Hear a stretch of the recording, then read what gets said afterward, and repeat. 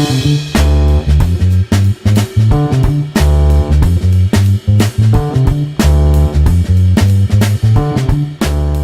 going on, guys? So today we are taking our first look at the Spyderco Kapara.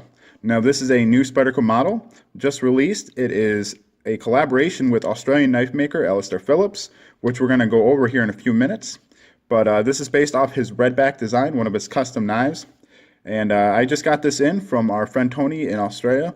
So we're going to be taking a first look at this, going over a couple cool things, little tidbits that we'll cover with the maker himself. First, let's get a spec check in, and then we'll get started.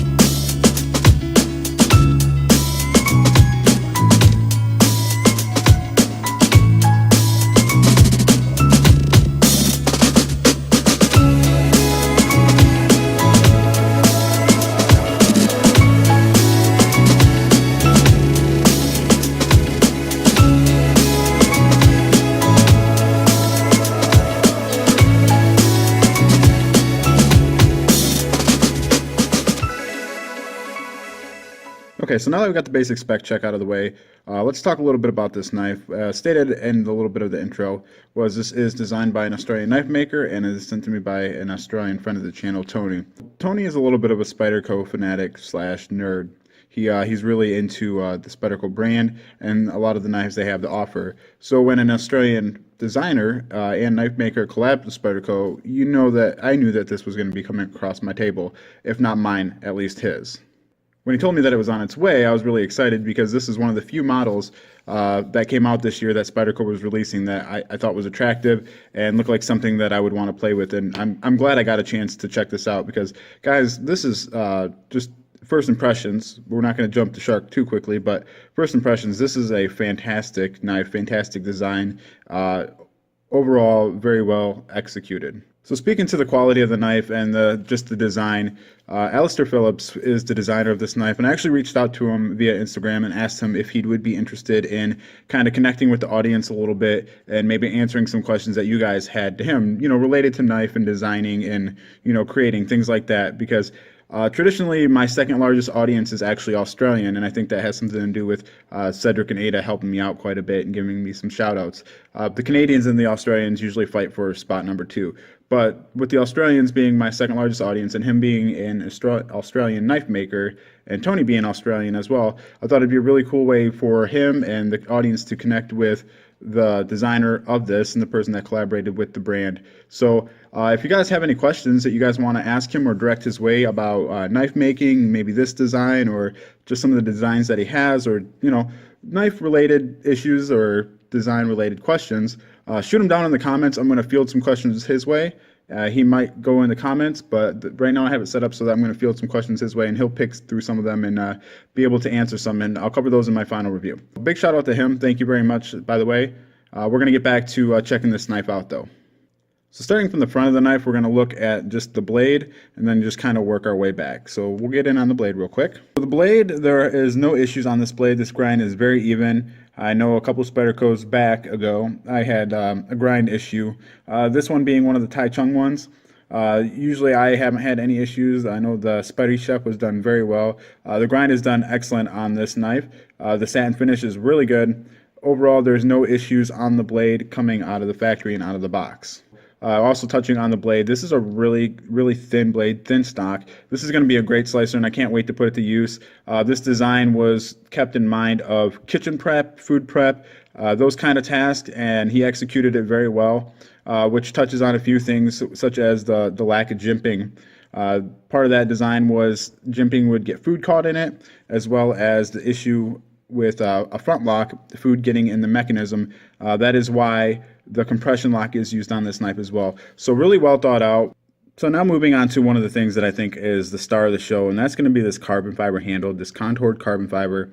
is done really well. It's really smooth, feels really nice in the hand. It's not full of voids. It's not splintery or chippy anywhere on here. I did read on Blade HQ review, the only one that's up on this knife right now on Blade HQ, that there were some issues with some sharp edges on the carbon fiber on the handle and around the holes, and I don't have that issue on this this example at all. This is all really nicely rounded around the edges. Very, very well done. The way this carbon fiber here catches the light and plays with the light is very attractive. It makes for a great looking handle. It feels good in hand. Having this carbon fiber and these milled steel liners, as you can see in the spec check, gives this knife a ridiculously light weight for the size that it is. 3.4 ounces, guys. It pretty much disappears in the pocket for a knife this size. I'm really impressed with how they got the weight down and just the package overall of what this knife is supposed to do. So moving on from the handle, we can kind of take a look to the back. You have this really attractive, just a nice little splash of color. This red G10 back spacer, which is inspired by the redback spider, redback Australian spider, hence the name of the custom design. Looks really nice. I like how there's just that little bit of color on here, and I dig the red. You have a reversible pocket clip that is the wire clip, my favorite Spyderco clip. So lefties rejoice. Mr. Brad Griffin, Australian knife maker, Spyderco reversible pocket clip. This might be for you, buddy. Going back to the knife, though, one of the other things that was mentioned in that Blade HQ review that I was talking about was he stated that there were some burrs on his screws, and once again on this model, on this example, I don't have any issues with this. This is all done very well. The centering on this knife, by the way, out of the box was perfect. One of the things that I can really appreciate is right here we have essentially 1, 2, 3, 4 transitions here from the carbon fiber to the steel, from the steel to the G10, G10 to steel, steel to carbon fiber, so on. You can't feel the transitions. This is done really well on here. Very good fit and finish on this knife overall. I'm really impressed out of the box. Let's go over a couple more things on this knife. The action on it is pretty good. Very Spidey flickable right out of the box. You have a compression lock, and it's not a free dropper. You'd have to give it quite a bit of shake and bake to get it to drop close, but I'm okay with that. Reminds me of the Spidey Chef. If I backed up this pivot a little bit, I think actually it would probably get to that free dropper state, or pretty close to, but not my knife, so I'm not going to play around with any of the hardware. But very smooth. Overall, deployment is great, and then when you pull the compression lock back, you do get a little bit of resistance, but nothing that's being affected by like grit or bad washers or anything like that. And finally, the last thing I want to go over is, so far I'm really impressed with the ergonomics of this knife. You can see it's got a nice large handle that can accommodate a lot of different hand size. I have a small hand, and this fits very well in my hand. You got multiple options of grip. You can go back. You can use this choil up here. You can get in like this. You can get in like this if you want to get in there and maybe scrape or go along a bone and process some meat. You can get in there like this for some very precise cutting. So I really like that I don't know if he kept this in mind, I'm assuming that he did, with giving lots of different possible grip options that you could do on this knife. And every single option is very comfortable. There's not a spot where I think that, processing something, there's no hot spots in here, up here, or on top. There was one spot I was a little worried about when I pulled it out, and that was this corner where these liners meet the carbon fiber. Just rubbing it like this, I thought, oh, okay, this could be a potential hot spot when I have the blade open and I have my finger up here doing the work. But when you open the blade, you'll see the blade is going to go right up past those right there.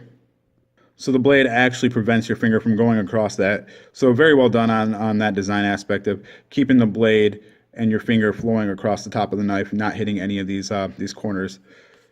So first impressions of this knife, initial thoughts and impressions are really good. This feels like a high-end custom knife. It feels like it's a hair above production quality everywhere around the board. I haven't found one thing that I don't like about this knife. I haven't found a flaw on it, honestly. If not having free dropping action is a flaw, I guess you could count that, but I don't count it as a flaw because that's not what this knife is for, and I think that you could remedy that. If this was my knife, I might play around with that pivot, but it's a very nice design, very good manufacturing by the Taichung Spyderco guys. They did a really good job, knocked it out of the park. So one of my most impressed Spyderco knives that I had come across the table, even more so than the Spidey Chef, just from front to back, through and through, no issues. But that's the first look, guys. If you guys have any questions for Alistair Phillips, please shoot them down in the comments below. Like I said, I'll try to field a couple his way, or maybe he'll go through the comments and pick some. But we'll do a wrap up and a review on this later on in the future. So thanks for watching, guys. As always, we'll see you next time. Have a good one. Later, guys.